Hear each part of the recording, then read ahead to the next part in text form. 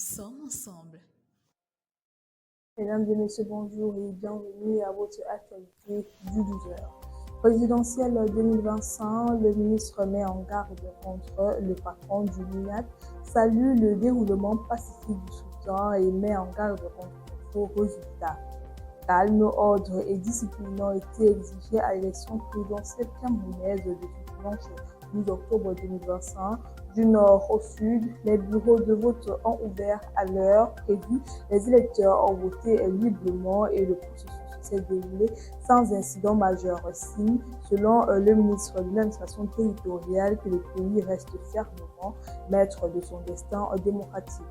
Le ministre Paula Tangadi a rappelé aux parties prenantes que seul le Conseil constitutionnel est habilité à proclamer les résultats de l'élection présidentielle. Il a exhorté les candidats à faire preuve de maturité politique et à canaliser leurs griefs par les voies légales établies.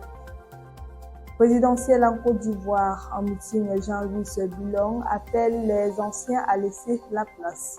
C'est parti pour la course à la présidence également en Côte d'Ivoire. Depuis le 10 octobre 2025, la campagne électorale est officiellement ouverte. Le 25 octobre, les Ivoiriens vont choisir leur prochain chef de l'État parmi 5 candidats en lice. 14 jours pour convaincre plus de 8 millions d'électeurs. Le candidat indépendant Jean-Louis Bilong, ancien cadre du PDCI, a entamé sa campagne à Abidjan par une caravane dans les rues de Koumassi, puis un meeting. Le candidat appelle à un changement de génération. Il promet une Côte d'Ivoire réconciliée, plus juste et prospère, avec des emplois pour les jeunes. Guinée, la pression sur les journalistes s'accentue. Déjà malmenés par la fermeture de l'ensemble des médias audiovisuels privés décidée par le ministre de la Communication en mai 2024, la presse guinéenne fait l'objet de nouvelles menaces depuis la rentrée. Pour ce coup, ces dernières semaines, le père d'un journaliste réputé a été enlevé et un célèbre animateur télé a été interpellé. Des accusations trompeuses, l'obligation de s'auto-censurer et des proches qui disparaissent. La presse guinéenne subit une nouvelle série d'intimidations depuis la rentrée. Déjà poussée au chômage par la fermeture de l'ensemble des médias audiovisuels privés, unilatéralement décidée par le ministre de la Communication il y a plus d'un an, la pression sur les journalistes continue de s'accentuer. Nécrologie décès de l'arbitre Gérard Fosso.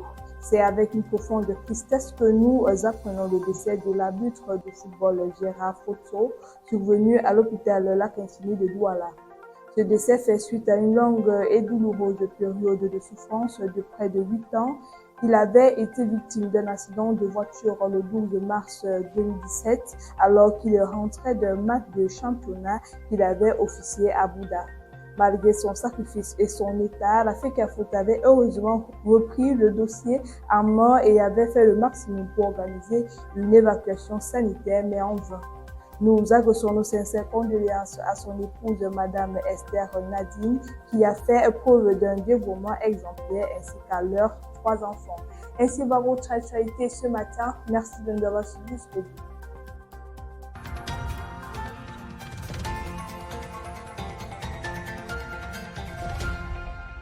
Campus TV, nous sommes ensemble.